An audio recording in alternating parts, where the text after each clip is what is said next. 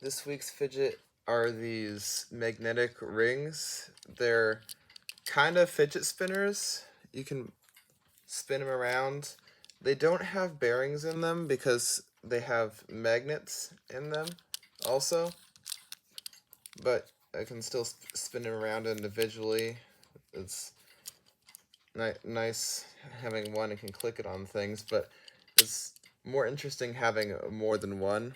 I got a set with primary colors, and I noticed that the magnets don't actually go all the. It's not like a continuous ring of magnet. It's like they have magnets like spaced out around the ring. So like I can put it like this way, but I have to like in order to when I try to turn it, it wants to like it doesn't really.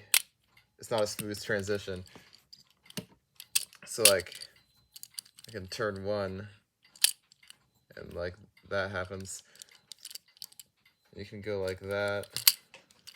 They're interesting. I like that magnetic resistance.